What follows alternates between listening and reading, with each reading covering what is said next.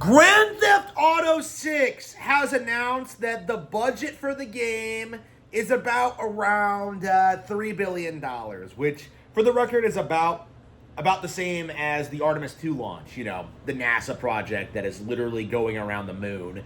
Like $3 billion for a video game that, honestly, nobody is going to even like. $3 billion for this.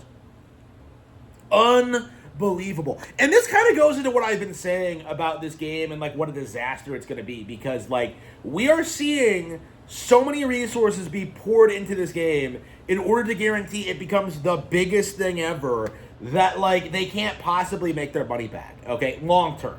Now, I think Grand Theft Auto 6 is going to sell a lot of units. It's going to make a lot of money. It's going to be successful. But what's going to happen going forward is that we're going to see the same thing happen again with Grand Theft Auto 7, where we're going to see a 20-year gap between releases. We're going to see like twice the budget, or like 5 times the budget, and it's like it's going to reach to the point where like costs balloon so much that it's not really sustainable. All the while, superior companies like Nintendo are putting out better games and making better money. Pokemon by itself does indeed make more than Grand Theft Auto. And this is something that a lot of people are really struggling with, that they can't wrap their minds around, is that like, Grand Theft Auto, it sold 200 million units. Yeah, and that's not competitive with Pokemon. It doesn't matter how much Grand Theft Auto sells. It's never going to catch up to Pokemon. It's just not. So, again, what we're seeing is just the beginning of the end of the myth that Grand Theft Auto is like the premier video game franchise. Like what we're seeing is millennials like just kind of sitting there just being like, oh yes, I never did anything with my life. I never got a job. I never did anything. I never got married, and I never had kids, and I never had any meaningful relationship because I've been grooving with the boys, bro. Like for the Grove. I'm CJ Johnson. I'm Nico Bellic. I'm Trevor Phillips. Like I spend my time wandering the streets, shooting up hospitals and killing cops. I'm a badass, man.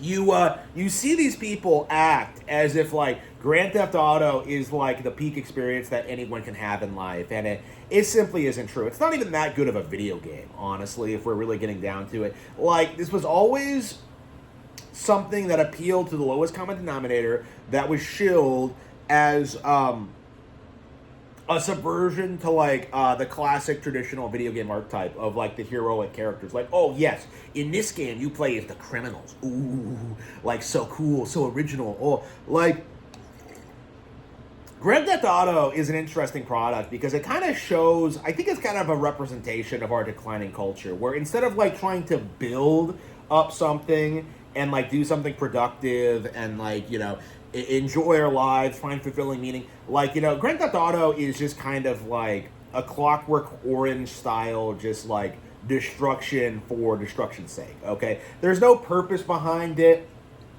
It's empty. It's not even really that fun. Like, the only reason people love these games is because they think, like, well, I'm not supposed to play this. I'm not supposed to do this in real life. Like, there's no real, genuine, like, appeal to it. It is, like, bottom-of-the-barrel ghetto trash.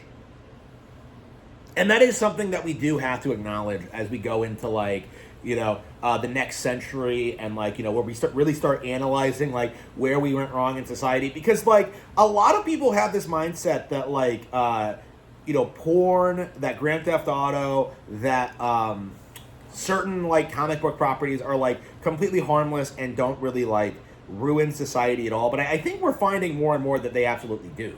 You see something like Invincible where it tries glamorizing like the female lead having an abortion, right? You see, like, you see games like Grand Theft Auto that, like, glamorize, the George Floyds of the world, okay? You see, like, all these, like, terrible Netflix shows just, like, trying to gaslight you into thinking that, like, Donald Trump is evil. Like, what was that boy scene? Like, freedom will set you free. like a little bit on the nose there, huh?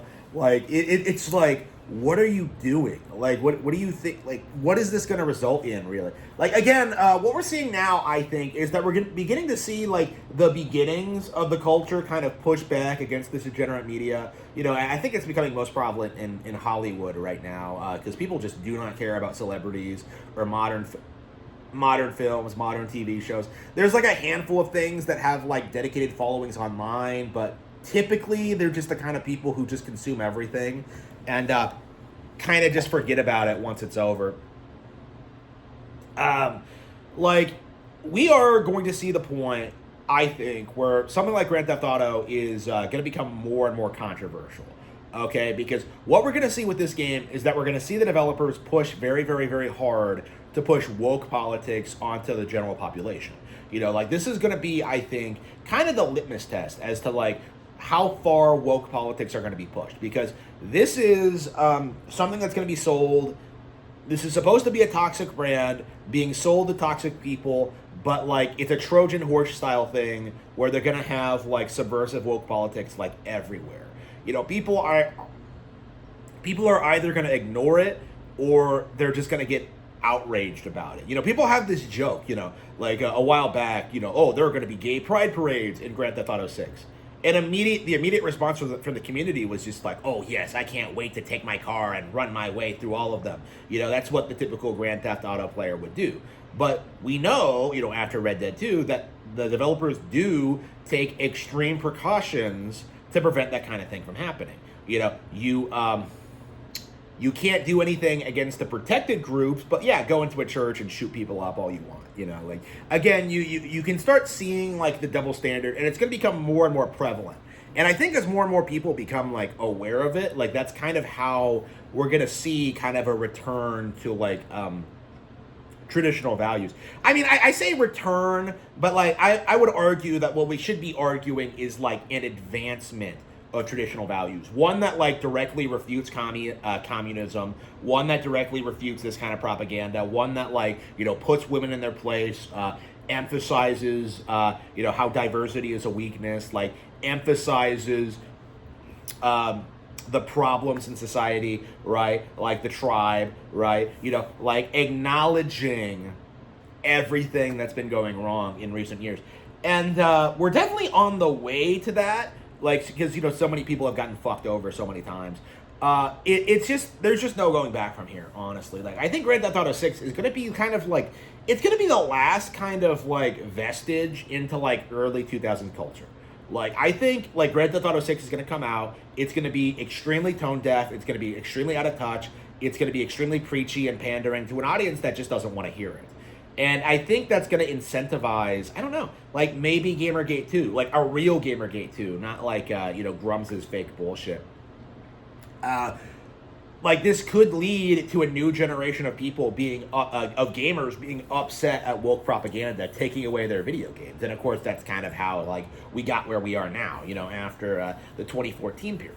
So what we're seeing now is, like, kind of a slow, sudden decline into irrelevancy, okay? Because Grand Theft Auto cannot stay edgy and, like, controversial. You know, it can't challenge, like, the establishment. It can't challenge, like, Israel. It's not going to do anything, like, relevant outside of, like, making fun of Trump, who, by the way, by the time this game comes out, is going to be, like, halfway through his second term, okay? Like, we're really, really going to be complaining about Trump, you know, as we, like, you know, approach, like, the end of his, like, presidential run. Like, again, what are you doing? Like, what are you accomplishing? Like, what do you think is going to happen?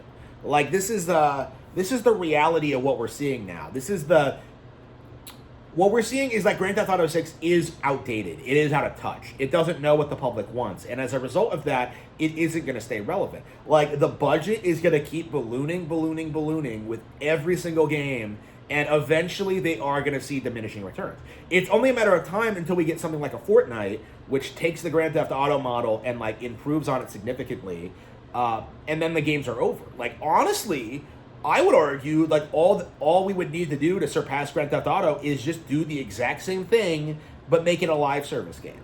Like, just make it, like, you know, an MMO, make, like, you know, a couple of million people living in the city together, like shooting each other, like buying property, getting into like real gang scuffles with like organized like situations, like an advancement of the model. Like again, it's very the template is there, and Grand Theft Auto can't really do it because they don't have the talent. But again, it's only a matter of time until that happens, I think. And honestly, I do already think games like Payday 2 and games like Mario Kart handle like things way better than Grand Theft Auto does. Like what we're gonna see is just a slow, gradual decline of this franchise's relevancy, all while Pokemon and other Nintendo products like soar well past it.